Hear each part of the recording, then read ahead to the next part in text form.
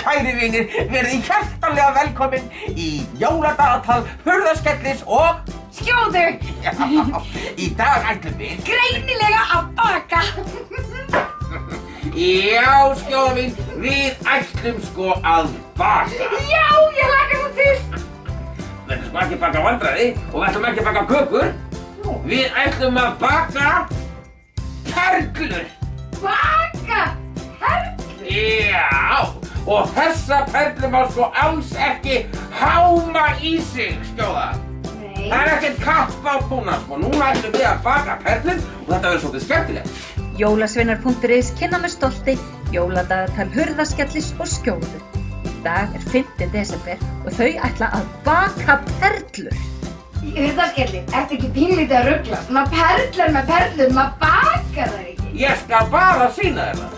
Það sem við þurfum eru nokkur svona form.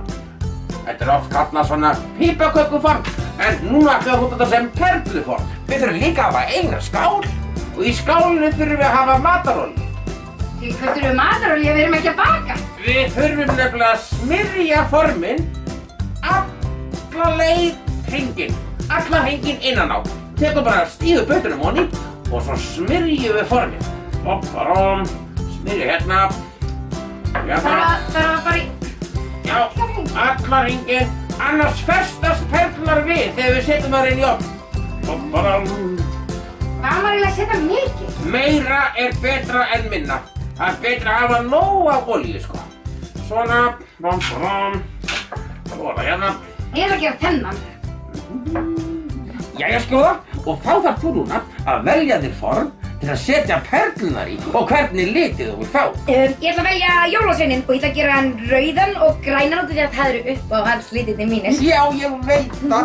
Herðu, þá ætla ég að velja bara snjókornið. Og ég ætla að hafa það hvítt með smá blái.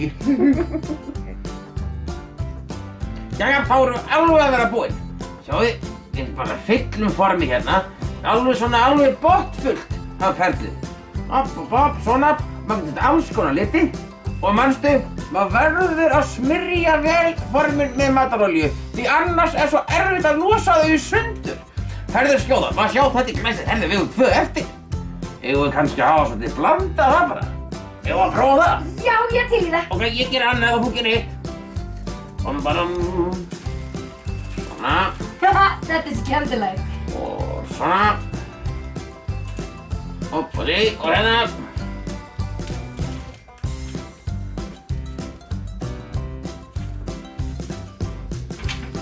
Minn er tilbúinn. Svona.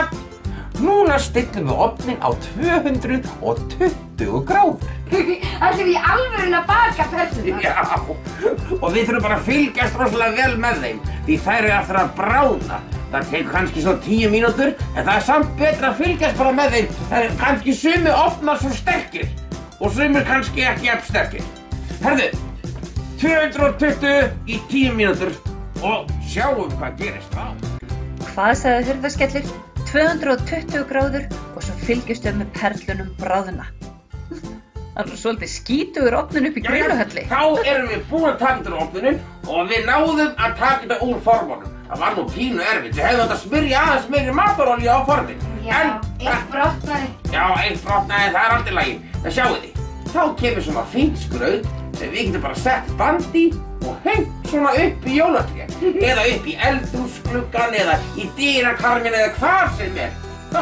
Og krakkar, það er nú alveg hægt að föndra svona og gefa kannski bara ömmu og afa jólagjöf eða eitthvað. Það getur þá svolítið skemmtilegt. Já, en það má ekki borða þetta. Það má ekki borða þetta, Skjóða. Það má ekki borða þetta.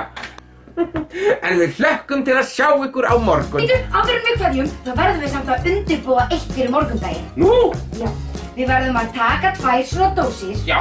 fylla þær af vatni og setja þær inn í fryst yfir nótt.